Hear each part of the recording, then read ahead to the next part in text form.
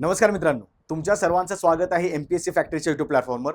मित्रांनो, आज आपला अत्यंत महत्त्वाचा घटक बघायचा आहे, जी आपली आगामी गट क जाहिरात येणार आहे. आता हे चालले कोणती जाहिरात?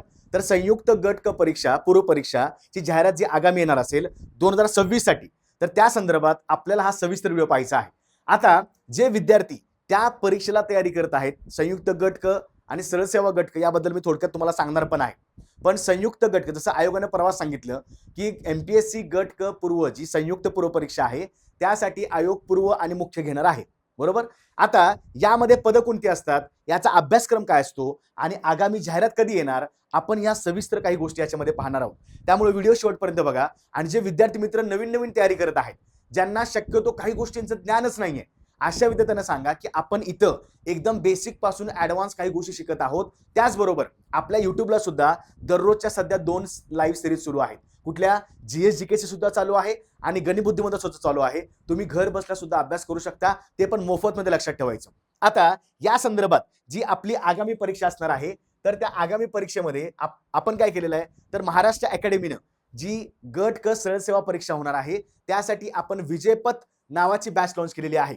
यामध्ये दर्जेदार शिक्षक आहेत. तुम्हाला सविस्तर या ठिकाणी सिलेबस कव्हर केला जाईल आणि कुठली वेळ न दवडता आता तुम्ही लाईव्ह लेक्चर पाहू शकता. बॅच नुकतीच सुरू झालेली आहे. महाराष्ट्र अकॅडमीच्या ऍप्लिकेशनवर काहीही डाऊट असल्यास तुम्ही या क्रमांकाला संपर्क साधा आणि त्या ठिकाणी शंका निरसन करू शकता. आता आपण बघूया जी आगामी संयुक्त गट क परीक्षा 2026 येणार आहे. लक्षात ठेवायचं, या संदर्भात मागणीपत्र सुद्धा आयोगाकडे गेलेलं आहे. त्याच्यावर कारवाई करून आयोग जाहिरात काढेल.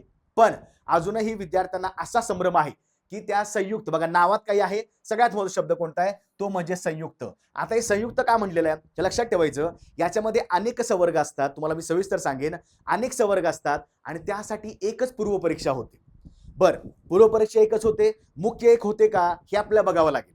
म्हणजे लक्षात ठेवायचं, 2025 ला जी मागच्या वर्षी, म्हणजेच जी मागच्या वर्षीची ऍड होती, पण आता जी जानेवारीमध्ये झाली, आपण त्यानुसार सविस्तर काही गोष्टी करूया. आता बघा, लक्षात ठेवायचं, गट क पद पाहायला गेलं एकूण, तर सध्याच्या परिस्थितीमध्ये उद्योग निरीक्षक नावाचं पद याच्यामध्ये आहे, म्हणजे इंडस्ट्रियल इन्स्पेक्टर. तांत्रिक सहाय्यक नावाचं पद आहे, म्हणजे टेक्निकल असिस्टंट. कर सहाय्यक नावाचं पद आहे, म्हणजे टॅक्स असिस्टंट, लक्षात ठेवा. लिपिक टंक लेखक म्हणजेच क्लेरिकल स्टाफ क्लर्क, लक्षात ठेवा. आणि एक्साइज पीएसआय म्हणजे दुय्यम निरीक्षक, याचं नाव सुद्धा बदललेलं आहे. याला म्हणायचं राज्य उत्पादन शुल्क उपनिरीक्षक, म्हणजेच पीएसआय म्हणजे पोलीस, त्याला आपण काय म्हणतो, एक्साइज उपनिरीक्षक, लक्षात ठेवायचं. ठीक आहे. आता जर आपण 2025 ची ऍड पाहिली, कारण 2025 च्या ऍडच्या नुसार आपण 26 चा एक अंदाज बांधू शकतो. आता लक्षात ठेवायचं, गट क जी 25 ला झाली ते सुरुवातीला 938 पद होते. बघा, कधी पण लक्षात ठेवा, आयोगाने आधीच सांगितलेलं आहे की जेव्हा जाहिरात येईल तेव्हा ती कमी असू शकते, बरोबर. आणि पूर्व परीक्षेचा निकाल लागेपर्यंत त्यामध्ये विविध संवर्ग सुद्धा ऍड होऊ शकतात किंवा जागा सुद्धा ऍड होऊ शकतात. म्हणून फॉर्म नेहमी भरत जायचं. याचं कारण काय आहे, उद्या असं नको व्हायला की तुम्हाला वाटलं सर सुरुवातीला जागा कमी आहेत, पण जागा वाढल्या तर काय करणार, मग नंतर तर विंडो ओपन नसते आपल्याला फॉर्म भरायला. मग लक्षात ठेवायचं, नेहमी सुरुवातीला फॉर्म भरून टाकायचा. आता गट कच्या आधारावर आपण थोडासा अभ्यास करूया की 938 पदांची जाहिरात सुरुवातीला आली होती. त्यामध्ये बऱ्याचशा क्लिनिकल स्टाफच्या जागा वाढल्या, एक्साईजच्या जागा वाढल्या, आणि लक्षात ठेवायचं यामध्ये एकूण 1884 पदांची ऍड झाली. बघा, ऍड आली होती 938 ची, झाली 1884 ची, म्हणजे नाही जरी म्हणलं जवळपास 900 पद वाढलेली आहेत. आणि 900 पद वाढलेली आहेत म्हणजे लक्षात ठेवा, इथं मुख्यला सुद्धा जास्त पोरं घेणार, जे आता मुख्य परीक्षा होणार आहे. म्हणजे महत्वाचं काय आहे की तुमचं काम आहे की फॉर्म भरणं. आता जी गट कची आपली 26 निघेल, संयुक्त गट क पूर्व परीक्षा जाहिरात निघेल, तुम्हाला मी सविस्तर व्हिडिओ सुद्धा त्यावेळी तुम्हाला सांगेन व्हिडिओ मार्फत. आता पूर्व परीक्षा झाली ती 11 जानेवारीला झाली, लक्षात ठेवायचं. 11 जानेवारी 2026 ला, बघा 26 ला ही पूर्व परीक्षा झाली. आता मुख्य परीक्षा कधी होणार आहे, तर या 1884 पदांसाठी 12 जुलै 2026 ला, म्हणजे आता पुढच्या 20 दिवसामध्ये ही मुख्य परीक्षा होणार आहे. आता लक्ष द्या, जानेवारीला परीक्षा होती पूर्व परीक्षा, आणि जवळपास 4 महिन्यानंतर 4-6 महिन्यानंतर काय केलेलं आहे, मुख्य परीक्षा घेतलेली आहे. प्रत्येक पूर्व आणि मुख्यमध्ये एवढाच वेळ असं काही नाही, एवढाच वेळ असेल असं काही नाहीये. कधी कधी 2-2.5 महिने मिळतात, कधी कधी 3 महिने मिळतात. आता बघा, तुम्ही गट ब सध्या तुम्ही ट्रेंडिंग मध्ये आहात. गट ब ची पूर्व परीक्षा झाली तुमची कधी, तर 14 जूनला झाली. पण मुख्य परीक्षा कधी आहे, ती डिसेंबरला आहे. म्हणजे जूनचा महिना बघा आणि डिसेंबर महिना बघा, तुमच्याकडे भरपूर सारा वेळ आहे. आपण नियोजन लेक्चर पण करायचं आहे त्याच्या संदर्भात. पण आता लक्षात ठेवा, जी गट क ची ऍड पडणार आहे त्यामध्ये पदे कोणती कोणती असतात आणि त्याचा अभ्यास कसा करायचा आपण सविस्तर बघूया. मित्रांनो, जी आता 1884 पदासाठी जी जाहिरात पडलेली आहे, ज्याचे मुख्य होणार आहे, आता कुणालाही फॉर्म भरता येत नाही. कधी पण लक्षात ठेवायचं, ज्यांची पूर्वपरीक्षा क्लिअर झालेली आहे त्यांनाच मुख्य परीक्षा देता येते. काय काय विद्यार्थी कमेंट करतात, सर आम्हाला मुख्यचा फॉर्म भरायचा. अरे तू पूर्व तरी क्लिअर कर आधी. पूर्व क्लिअर झाल्यानंतरच तुम्हाला मुख्यचा फॉर्म भरता येतो. ठीक आहे, लक्षात ठेवायचं. आता तुम्ही यामध्ये पाहिलं असेल बघा, थोडं तुम्हाला दिसत असेल व्यवस्थित. यामध्ये जो उद्योग निरीक्षक नावाचा उद्योग, ऊर्जा व कामगार विभाग यांच्या अंतर्गत उद्योग निरीक्षक पद असतं, त्याच्या 9 जागा होत्या. बरोबर. वित्त विभाग, कर सहाय्यक आणि तांत्रिक सहाय्यक या वित्त विभागामध्ये येतात. त्यांच्या एकूण ह्या 77 जागा होत्या, म्हणजे 73 अधिक 4. गृह विभाग म्हणजेच दुय्यम निरीक्षक राज्य उत्पादन शुल्क म्हणजेच एक्साईज PSI लक्षात ठेवायचं. तर त्याच्या होत्या किती, एक्साईज SI 125 जागा, ज्या नंतर वाढल्या. आणि शासनाचे विविध विभाग, लिपिक, टंकलेखक यांच्या 1673 जागा होत्या. म्हणजे लक्षात ठेवायचं, लिपिक हा संवर्ग मोठा आहे. कदाचित पुढच्या गट क सरळसेवेमध्ये लिपिक जागा वेगळ्या येऊ शकतात, त्याचा अंदाज सध्या मी बांधतोय. पण MPSCनं सांगितलेलं आम्ही तुम्हाला सांगतोय. MPSC जे काय GR मार्फत सांगेल, जे काय प्रसिद्ध पत्रकामार्फत सांगेल, तेच तुमच्यापर्यंत पोहोचवण्याचा प्रयत्न करतो. आता ही जी गट कशी मी ऍड तुम्हाला का दाखवतोय, बरोबर असा फॉर्मॅट असतो बघा आयोगाचा. त्यामुळे लक्षात ठेवायचं. आता यामध्ये सगळं त्यांनी सांगितलेलं आहे बघा. जे उद्योग निरीक्षक पद आहे त्याला S13 स्केल आहे, म्हणजे 35,400 ते 1,12,400, म्हणजे नाही जरी म्हणलं तरी 65 ते 70,000 तुम्हाला पगार मिळतो. कशाला, उद्योग निरीक्षकला. हे सुद्धा गट क मधनं संयुक्त मधनं भरलं जातं आणि त्याचं प्रमोशन सुद्धा वरती आहे. तुम्ही उद्योग अधिकारी, तांत्रिक त्याच्यावरती तुम्ही पद घेऊ शकता. देन दुय्यम निरीक्षक सगळ्यांना माहिती आहे, एक्साईज SI. ओके, तर S12 स्केल आहे, 32,000 ते 1,01,600. बघा, 1,00,000 पगार मिळत नाही लगेच. हा त्या पदासाठी शेवटचा पगार असतो, लक्षात ठेवायचं. पण हा जो तुमचा बेसिक आहे 32,000, यामध्ये तुम्हाला भरपूर सारे अलाउन्सेस मिळतात. आपण इंडिव्हिज्युअल प्रत्येक पदात सुद्धा जाहिरात हे घेणार आहोत, माहिती घेणार आहोत. म्हणजे एक्साईज PSI असेल किंवा उद्योग निरीक्षक असेल, असं आपण सगळ्या पदांची याबद्दल माहिती घेऊया. ठीक आहे, ओके. तर त्याच्यानंतर इथं निरीक्षक गट ब त्यावरील पद प्रमोशन आहेत. देन तांत्रिक सहाय्यक विमा संचलनालय याचं स्केल आहे S10, 29,200, म्हणजे 50,000 52,000च्या आसपास तुम्हाला सॅलरी भेटेल. कर सहाय्यक पद आहे, S8 स्केल आहे, 25,500 आहे, म्हणजे जवळपास 3540 आसपास तुम्हाला पेमेंट भेटेल. लिपिक टंकलेखक S6 स्केल आहे, 19,900 ते 63,200, म्हणजे अगेन 30-35,000 पर्यंत तुम्हाला पेमेंट भेटेल. आणि लक्षात ठेवा, या पदाला मी स्टार करतो कारण सहाय्यक मोटार वाहन निरीक्षक म्हणजेच या पदाचं नाव आहे AMVI. बघा, मी मुद्दाम तुम्हाला हे कात्रण का दाखवतोय. MPSC नेहमी जेव्हा जेव्हा परीक्षा योजना जाहीर करते, परीक्षा योजनेमध्ये पदांची नावं असतात, त्यांच्या भत्ते कुठले कुठले आहेत, स्केल कुठलं कुठलं आहे, त्याचं प्रमोशन काय आहे, नियुक्ती कुठं असते, हे सगळे MPSC माहिती देते. त्यामुळे मी चुकून तुम्हाला स्वतः टाइम करून सांगण्यापेक्षा तुम्हाला इथं मी MPSCच हे कात्रण टाकलेलं आहे. दिले का बघा त्यांनी. परीक्षा योजना पद्धती महाराष्ट्र गट क सेवा संयुक्त परीक्षा, म्हणजे जी 26ची ऍड आता काही दिवसात पडेल, संयुक्तची म्हणतोय मी, संयुक्त गट कची, त्यामध्ये ही सर्व पद आधीपासून आहेत. कोणती, हे तुम्हाला मी सांगतोय ती पद. कदाचित यात लिपिक टंकलेखक पद थोडस सरळ सेवेला जाऊ शकतं, कारण लिपिक सध्या काहीतरी गोष्टी चालू आहेत मोठ्या स्केलला, आपण त्याच्यावर सुद्धा अपडेट घेतोय. पण सहाय्यक मोटार वाहन निरीक्षक म्हणजे असिस्टंट मोटार व्हेकल इन्स्पेक्टर नावाचं पद आहे, ज्याला बरीच लोक चुकून RTO ARTO म्हणतात. ते अजिबात लक्षात ठेवायचं, त्यांना माहिती नाहीये. ARTO पद हे राज्यसेवेतनं भरता येतं, जे गॅजेटेड क्लास 2 आहे, आणि RTO पद हे प्रमोशननं जातं, जे गॅजेटेड क्लास 1 पद आहे.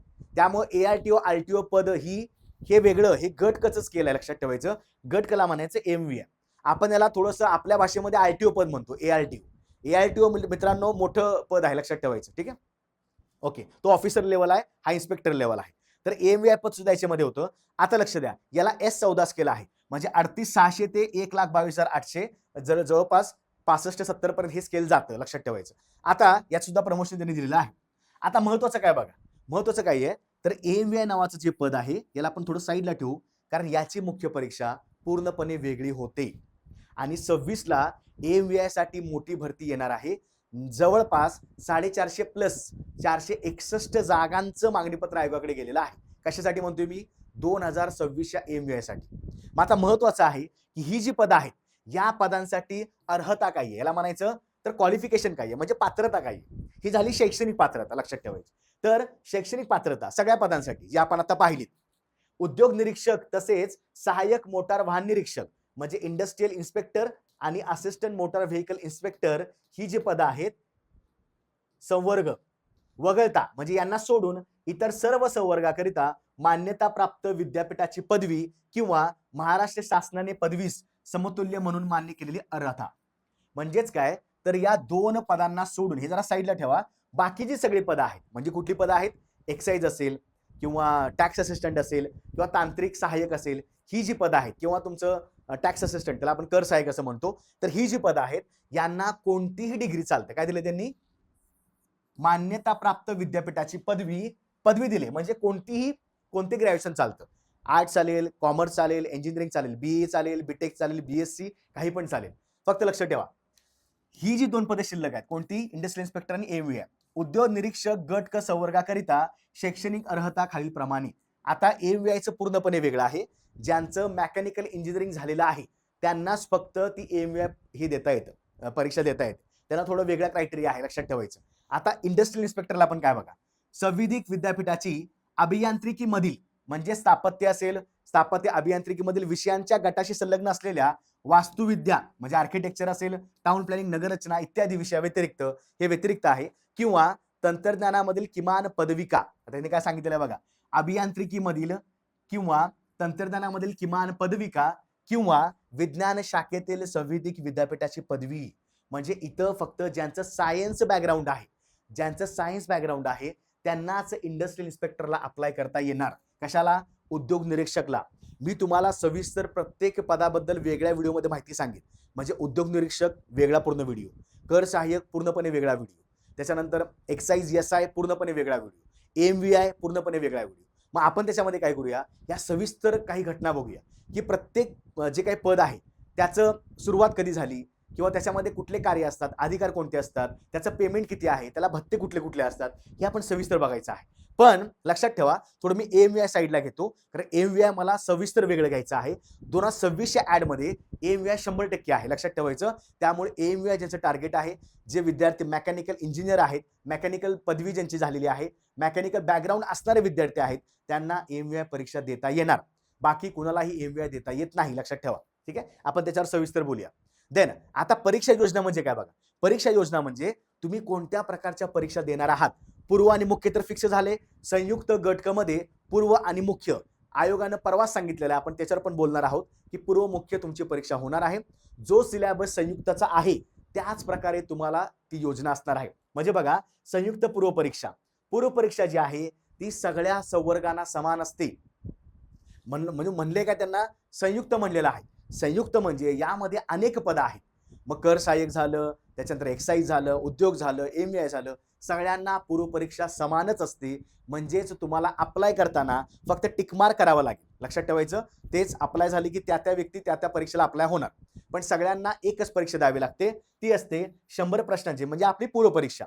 100 प्रश्न 100 गुण दर्जा पदवीचा असतो. माध्यम मराठी व इंग्रजी असतं. वेळ 60 मिनिटाची असते आणि एमसीक्यू टाईप असते म्हणजे वस्तुनिष्ठ बहुपर्यायी. तुम्हाला 4 पैकी 1 गोल करावा लागतो. आता बऱ्याच विद्यार्थ्यांनी एमपीसी परीक्षा दिलेली आहे त्यांना काय वेगळं सांगायची गरज नाहीये. पण 100 प्रश्न आणि पुन्हा 60 मिनिटं हे खूप जास्त जोखमीचं आहे. जे गट बल आपण पाहिलं होतं तेच इथं प्रकारचं असणार आहे. वेगळं अजिबात नाही फक्त पदं वेगळे आहेत. ठीक आहे आता लक्षात ठेवायचं महत्वाचं काय आहे ही जी 100 प्रश्न आहेत किंवा ही जी परीक्षा आहे पूर्व परीक्षा ही सगळ्याच संवर्गांना समान आहे. म्हणजेच काय याला म्हणले संयुक्त याचा अर्थ एकच कट ऑफ लागणार. काय म्हणलं मी एकच कट ऑफ लागणार लक्षात ठेवायचं. आता मुद्दा असा आहे की जे पद आहेत मी मगाशी म्हटल्याप्रमाणे त्यांना एक कट ऑफ लागणार ज्यांचं त्या लिस्टमध्ये नाव येईल. आता पूर्व परीक्षेचा निकाल लागल्यावर आयोग लिस्ट टाकतं त्या लिस्टमध्ये तुमचं नाव असायला पाहिजे कारण तुम्ही पूर्व परीक्षा क्लिअर केलेली. नाव असल्यास तुम्ही पूर्व परीक्षा क्लिअर केलेली आहे असं ग्राह्य धरलं जातं आणि तुम्हाला मुख्य परीक्षेचा फॉर्म अप्लाय करावा लागेल. तुम्हाला वेगळा फॉर्म भरावा लागतो. असं नाहीये की पूर्व पास झाला की तसंच थांबायचं. आयोग पुन्हा नोटिफिकेशन काढतं की तुम्हाला पुढच्या काही दिवसामध्ये मुख्यचा फॉर्म भरायचा आहे आणि आपल्याला फक्त आपल्या प्रोफाईलला जाऊन मुख्यला अप्लाय करून त्याच्याबद्दल तुम्हाला मी सांगेन. ठीक आहे हा झाला पूर्व परीक्षेचा अभ्यासक्रम. ठीक आहे अभ्यासक्रम कोणता आहे सगळं समानच आहे. संयुक्त गट ब असेल संयुक्त गट क असेल यांचा पूर्वचा आणि मुख्यचा अभ्यासक्रम समसमानच आहे. सगळा समान.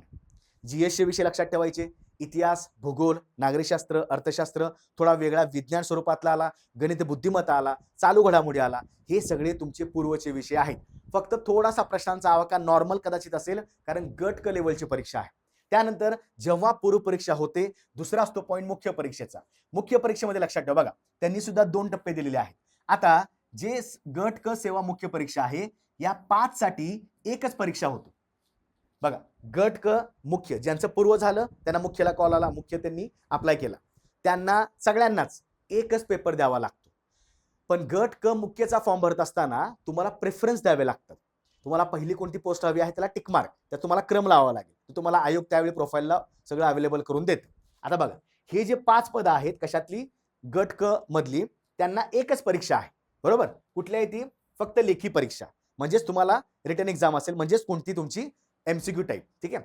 आता जी दुसरं पद आहे बघा, सहाय्यक मोटार वाहन निरीक्षक मुख्य परीक्षा, म्हणजे एएमव्हीआयची जी मुख्य परीक्षा आहे ती पूर्णपणे वेगळी होणार. आता लक्ष द्या, यांचा पूर्णपणे वेगळा पॅटर्न आहे आणि एएमव्हीआयचा वेगळा पॅटर्न आहे. मी तुम्हाला एएमव्हीआयला सविस्तर पण सांगेन. आता एएमव्हीआयला वेगळं काय केलंय, कारण ती पूर्णपणे तांत्रिक स्वरूपाची परीक्षा आहे. मेकॅनिकलचेच प्रश्न असणार, मेकॅनिकल लेवलचेच तुम्हाला त्या ठिकाणी परीक्षा असणार आहे. म्हणजेच काय, ही पूर्ण वेगळी, याची डेट वेगळी असेल, इकडे ती पोरं जाऊ शकतात, इकडे वेगळी असणार. या 5 पदासाठी एकच मुख्य परीक्षा, या एका पदासाठी एकच मुख्य परीक्षा, म्हणजे यांचा आणि यांचा मुख्यला काही संबंध नाही. पण पूर्व परीक्षा मात्र या सगळ्यांची एकच होती. पूर्व परीक्षा मात्र या सगळ्यांची एकच होणार. लक्षात ठेवायचं, अत्यंत महत्वाचं आहे. आयोगानं सांगितल्याप्रमाणे यांचा कट ऑफ 1 लागेल आणि याचा कट ऑफ थोडासा पूर्णपणे वेगळा लागेल. हे आयोगानं ऑलरेडी सांगितलेलं आहे. कारण का, इथं टेक्निकलच एंट्री आहे. इथं सर्वसामान्य कॉमर्सवाला, आर्ट्सवाला कुठंही जाऊ शकत नाही. या ठिकाणी तुम्ही इथं फॉर्म भरू शकता. इथं फक्त मेकॅनिकलवालेच पोरं पाहिजे. आलं लक्षात? हे खूप जास्त महत्वाचं आहे. ठीक आहे. आता त्यांनी डिटेलमध्ये बघूया आपण.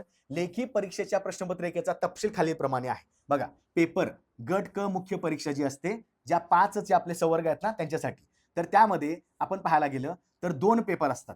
पेपर 1 आणि हा असतो पेपर 2. पेपर 1 मध्ये पुन्हा 2 भाग असतात, मराठी इंग्रजी. प्रश्न क्रमांक 1 ते 50 हा मराठीवाला असतो आणि प्रश्न क्रमांक 51 ते 100 हे इंग्रजीसाठी असतात. बरोबर, 1 ते 50 आणि 51 ते 100 म्हणजे 100 प्रश्न झाले. तुम्हाला एकाच पेपरमध्ये सगळं असते. असं नसतं पार्ट ए मराठी, पार्ट बी इंग्रजी, अजिबात नाही. पेपर एकच आहे. पेपर एकच आहे. 1 ते 50 कंटिन्यू, 51 ते 100 इंग्रजी असतात. वेगळे भाग नसतात. एकाच पेपरमध्ये 100 प्रश्न आहेत, पण 2 विषय कव्हर होऊन जातात. त्याला म्हणायचं लँग्वेजचा पेपर. बघा, 50 प्रश्न संख्या आहे, 100 गुण आहे.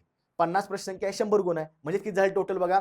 माध्यम तर सेम असेल ना, जसा पेपर तसं माध्यम असणार. म्हणजे एका तासाचा आहे. म्हणजे विचार करायला गेलं तर लक्षात ठेवायचं, एकूण बघा, हे 100 आणि हे 100 म्हणजे एक प्रश्न 2 मार्काला आहे. लक्षात ठेवायचं सगळ्याच ठिकाणी. मुख्यला तुम्हाला लक्षात ठेवायचं, पूर्वला एक प्रश्न 1 मार्काला असतो, मुख्यला एक प्रश्न 2 मार्काला असतो. लक्षात ठेवा.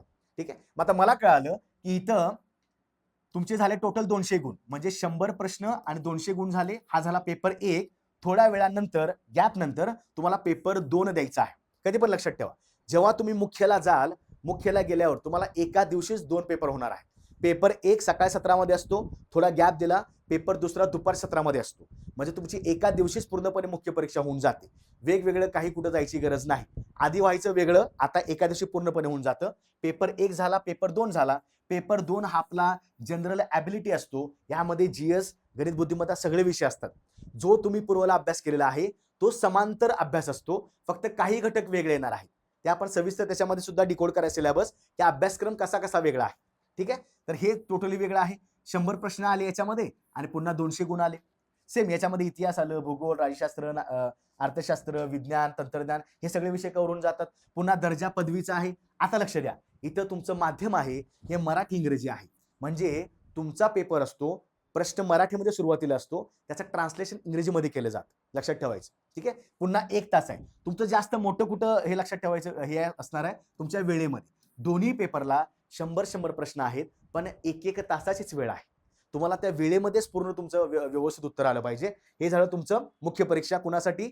5 संवर्गांसाठी. बरोबर. आता त्यांनी काय केलं बघा, सहाय्यक मोटार वाहन निरीक्षक म्हणजेच एएमव्हीआयला पूर्णपणे वेगळा पेपर दिलेला आहे. तो एकच पेपर मुख्य परीक्षेचा असतो, ज्याला बघा यंत्र अभियांत्रिकी आणि स्वयंचल अभियांत्रिकी ठीक आहे. ऑटोमेशन असतं आणि मेकॅनिकल इंजिनिअरिंगचं 150 प्रश्न आहेत, 300 गुण आहेत, पदविका लेवलचं असतं. इंग्रजी पूर्णपणे बघा, माध्यम कोणतं आहे? हा पेपर पूर्णपणे इंग्रजी असतो. याच्यामध्ये मराठी वगैरे ट्रान्सलेशन काहीच नसतं. डिरेक्टली पेपर इंग्रजीमध्ये असतो. 1.5 तास बघा, वेळ किती आहे? 90 मिनिटांची वेळ आहे आणि एमसीक्यू टाईप. म्हणजे बघा, इथं पॅटर्न वेगळा होते, 2 पेपर होते ना, पेपर 1 पेपर 2. इथं फक्त एकच पेपर आहे. 150 प्रश्न, 300 गुण, पेपर झाला, कट ऑफ तुमचा लागणार त्या या मुख्यच्या आधारावर, लक्षात ठेवायचं. त्यामुळे याला आणि याला थोडंसं वेगळं केलेलं आहे आयोगानं, आपण ते सुद्धा बघितलेलं आहे. मी एएमव्हीआय जे विद्यार्थी करतात त्यांच्यासाठी मी सविस्तर व्हिडिओ घेऊन येईन. तुम्हाला अभ्यास कसा करायचा आहे, कारण पूर्व परीक्षा पास होणं अत्यंत गरजेचं आहे आणि तुम्ही ते 100% होऊ शकता. आता टंकलेखन जी अर्हता आहे म्हणजे कोणासाठी? तर लिपिक या पदासाठी आणि कर सहाय्यक या पदासाठी. तर टंकलेखन ही जी अर्हता आहे म्हणजे टायपिंगचं त्यांनी काय दिले बघा, कर सहाय्यक तसेच लिपिक टंकलेखक संवर्गासाठी उपरोक्त शैक्षणिक अर्हतेसोबत म्हणजे क्वालिफिकेशन काय आहे? कोणतीही पदवी चालेल या दोघांसाठी. त्याचबरोबर टंकलेखन अर्हता म्हणजे टायपिंग असणे गरजेचं आहे. कर सहाय्यकासाठी बघा, मराठी टंकलेखनाचा वेग किमान 30 शब्द प्रति मिनिट असावा. कर सहाय्यक टॅक्ससाठी काय आहे? मराठी 30 आणि इंग्रजी टंकलेखनाचा वेग किमान 40. त्यांनी दिले आणि हा लक्षात ठेवायचं. म्हणजे तुम्हाला कर सहाय्यकाला मराठी सोबत इंग्रजी सुद्धा आलं पाहिजे.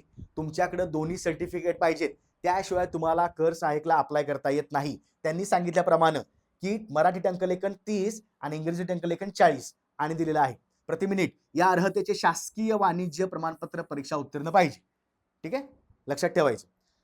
म्हणजे जीसीसी सर्टिफिकेट. देन लिपिक टंकलेखन जर असेल तर मराठी टंकलेखनाचा वेग 30च आहे किंवा इथे किंवा दिले म्हणजे काय, तुमच्याकडे दोन्हीपैकी एक असेल तर तुम्ही लिपिकला अप्लाय करू शकता. तुमच्याकडे दोन्ही असतील मराठी इंग्रजी, तुम्ही इकडे अप्लाय करू शकता. ठीक आहे, ओके, हे लक्षात ठेवा. आता ज्यांच्याकडे फक्त इंग्रजी आहे त्यांनी इथं अप्लाय करायचं, ज्यांच्याकडे फक्त मराठी आहे इथं अप्लाय करायचं, ज्यांच्याकडे दोन्ही आहेत त्यांनी इथं आपल्या लक्षात ठेवायचं. इंग्रजी टंकलेखनाचा म्हणजे किंवा इंग्रजी टंकलेखनाचा वेग किमान 40 सेमच आहे, 30-40 इंग्रजी मराठी, सॉरी मराठी इंग्रजी. या अर्हतेचे शासकीय वाणिज्य प्रमाणपत्र परीक्षा अथवा या उद्देशासाठी शासनाने समकक्ष म्हणून घोषित केलेली प्रमाणपत्र परीक्षा उत्तीर्ण पाहिजे.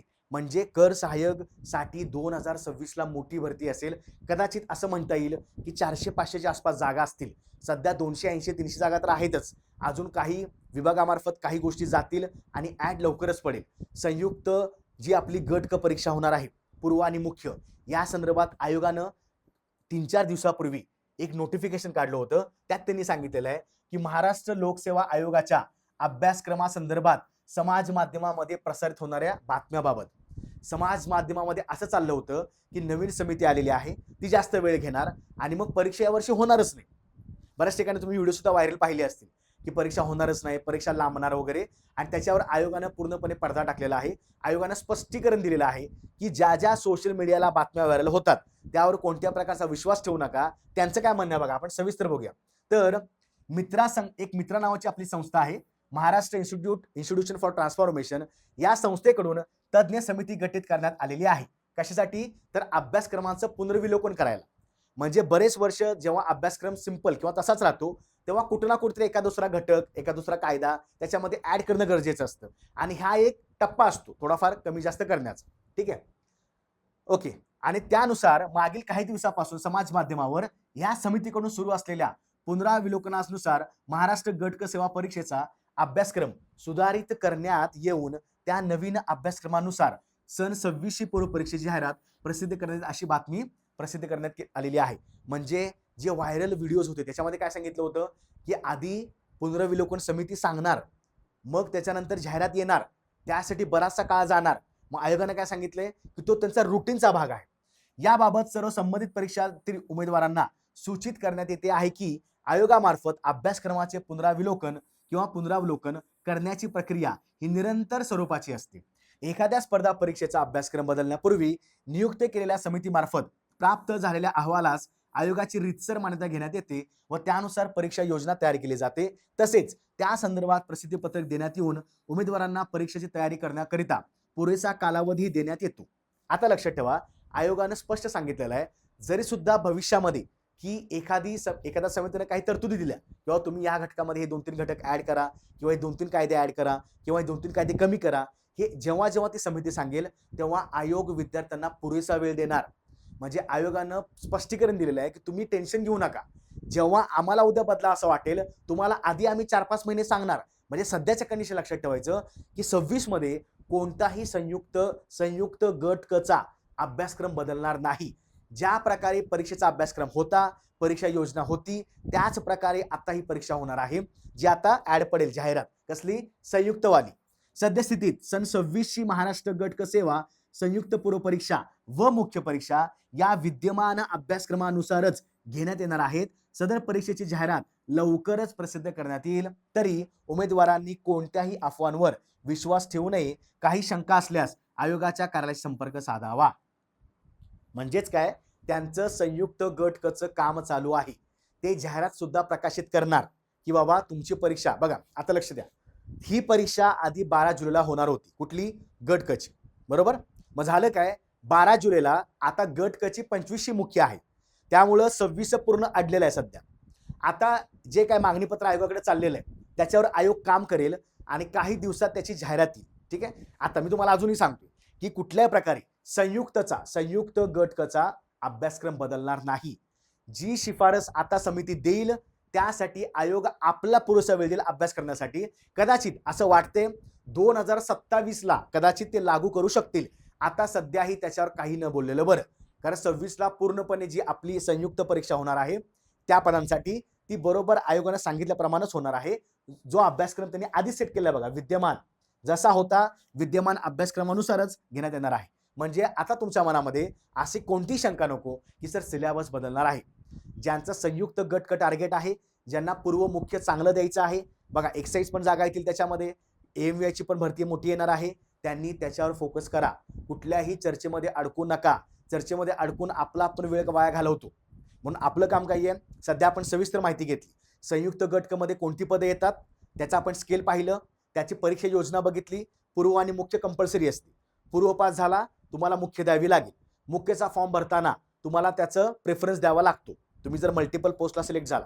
पूर्वसाठी सगळ्यांना एकच कट ऑफ आहे, फक्त AMVI थोडं वेगळं धरायचं. AMVI ची पूर्व परीक्षा सेमच होणार, सगळ्यांची कॉमन, पण AMVI ची मुख्य परीक्षा वेगळी होणार. AMVI ला दर्जा वेगळा आहे, स्केल पण वेगळा आहे, मुख्य परीक्षा पण वेगळी होणार. त्याचा पेपर एकच असणार, 150 प्रश्न 300 मार्क. आणि बाकीच्यांना संयुक्तमध्ये बाकीच्यांना जी 5 पदं आहेत त्यांना 2 पेपर 200-200 मार्काचे 400 मार्काची त्यांची मुख्य परीक्षा असणार. त्यामुळे आता कुठलीही मनामध्ये शंका धरू नका. तुमच्या मनामध्ये अजून एक शंका जी आहे की सर तलाठी, नगर परिषद, पुरवठा जलसंपदा ह्या ज्या सरळ सेवा आहेत यांच्याबद्दल काय, तर आपण त्याच्यावर सध्या थांबू. कारण त्याचा प्लस पॉईंट असा आहे बघा की काही गोष्टी आयोगाकडे चाललेल्या आहेत. जसं पुरवठा विभाग निरीक्षक पदं काही गेलेली आहेत, तलाठीचे काही पदं गेलेली आहेत. आता जोपर्यंत आयोग काही अपडेट देत नाही तोपर्यंत त्याच्यावर बोलणं चुकीचं आहे. तर होते काय, असे 4-5 व्हिडिओ बघितले कोणाकोणाचे आपलं डोकं हँग होऊन जातं. मी सुद्धा विद्यार्थी, आम्हाला सुद्धा माहिती आहे की काय हे आपल्या डोक्यात चालतं. तुमच्यासारखे आम्ही सुद्धा काही व्हिडिओ बघतो आणि असं वाटतं की अरे हे तर आता काय वेगळंच चाललं. म्हणजे आता नेमकं करायचं काय.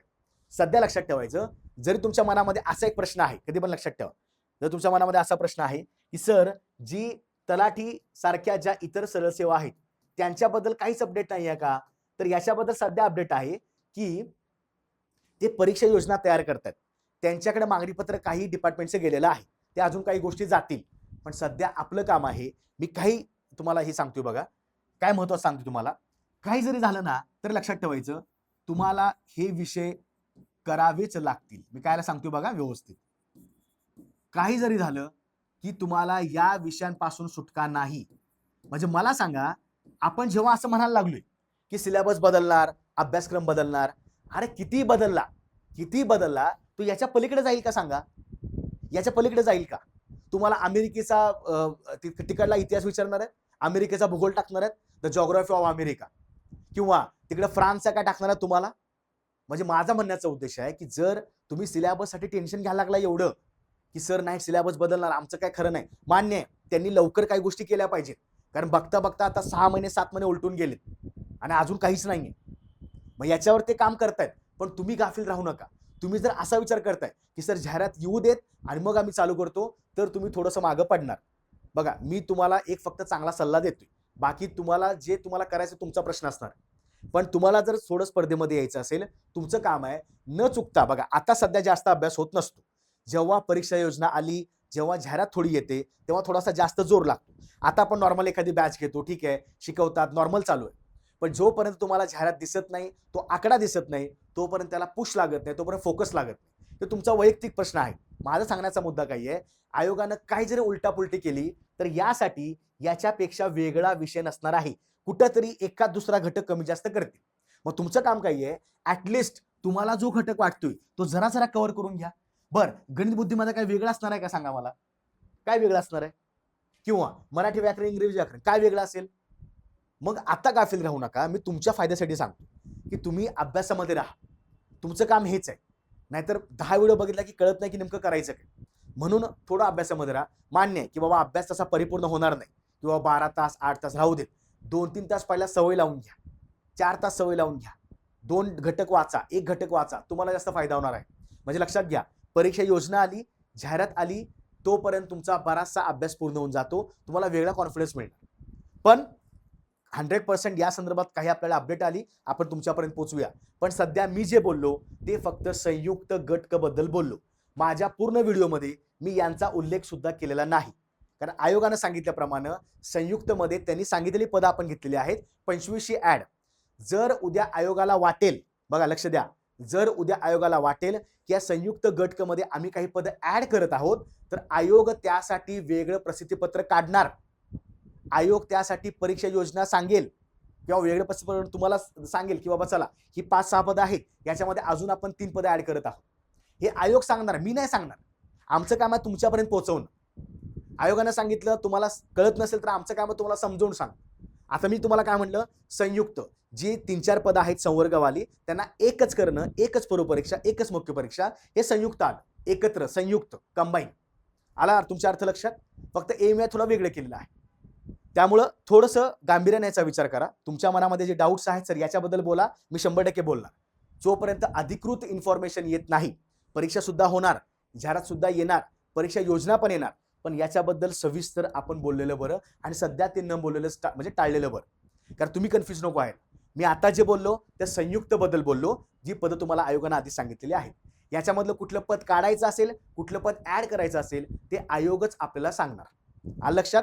25च्या आधारावर जे आपण मगाशी सगळे बघितलं ना, 25च्या आधारावर तुम्हाला मी सगळं सांगितलेलं आहे की 25ला किती पदं आली होती, परीक्षा कधी झाली होती, आता मुख्य परीक्षा कधी होणार, मग निकाल कधी लागणार, हे सगळं 25चं बोललो. पण 26ला सुद्धा अशा प्रकारेच ऍड येते. ठीक आहे, आयोगानं सगळं सांगितलेलं आहे. गट क, संयुक्त पूर्व आणि मुख्य विद्यमान अभ्यासक्रमानुसार राहील. ठीक आहे. आणि जे विद्यार्थी सध्या ज्यांना असं वाटते की सर टाइमपास करायचा नाहीये, आम्हाला अभ्यासच करायचा आहे, त्यांनी बिनधास्त अभ्यास करा. तुमच्यासाठीच आम्ही अभ्यास हे घेऊन आलो मार्गदर्शन सत्र की बाबा चला गट क करायची आहे, संयुक्त करायची आहे, पूर्व करायची आहे, मुख्य करायची आहे किंवा सरळ सेवा करायची आहे. त्यासाठी आपण 1 इन ऑल सध्या विजयपथ बॅच लॉन्च केलेली आहे. तुमचं काम हेच आहे की सध्या फक्त लेक्चर जाऊन पहा. यावर आधारित आपण सध्या आपल्या बॅचमध्ये महाराष्ट्र अकॅडमीच्या ऍप्लिकेशनला आपली बॅच आहे, बॅचमध्ये जाऊन पाहू शकता. आपण वेगवेगळ्या विषयांचे त्याच्यामध्ये काही सत्र अवेलेबल केलेले आहेत. शिकवतोय कोण कसा, चांगलं वाटलं तर बिनधास्त घेऊन टाकायचं, नाही वाटलं काही हरकत नाही. पण तुमचा वेळ नको जायला म्हणून तुम्हाला मी सांगतो. ठीक आहे, तर एकदा जाऊन पाहू शकता. आणि ज्या काय तुमच्या आगामी अपडेट्स असणार आहेत, जसं तुम्हाला मगाशी म्हणलं की काही करून आपल्याला प्रत्येक पदाबद्दल माहिती घेणं गरजेचं आहे आणि ते लवकरच आम्ही तुमच्यापर्यंत आणत आहोत. एमपीएससी फॅक्टरी सगळ्यांना शेअर करत चला, खूप जास्त महत्त्वाचं आहे. एमपीएससी संदर्भात कोणतीही अपडेट असेल, गट ब, गट क, सरळ सेवा कुठली अपडेट असेल, निकाला संदर्भात असेल, आपण सविस्तर तुमच्यापर्यंत पोहोचवत आहोत. वेगवेगळ्या ज्या काही शैक्षणिक आपले जे काही सब्जेक्ट्स आहेत, इतिहास असेल, भूगोलचं सध्या आपण चालू नाही केलेलं, पण गणित बुद्धिमत्ता आहे, राज्यशास्त्र आहे किंवा चालू घडामोडी असेल, तुमच्या मार्फत रील मार्फत सुद्धा येण्याचा प्रयत्न करतोय. दररोज पाहत चला, अभ्यास करत चला. जिथं आहात तिथं राहून सुद्धा अभ्यास केला तरी चालेल. ठीक आहे, व्हिडिओ आवडल्यास नक्की लाईक करा, शेअर करा, सबस्क्राईब सुद्धा करा. पुन्हा पुन्हा आपण भेटायचं आहे. अभ्यास करत राहा. जय हिंद.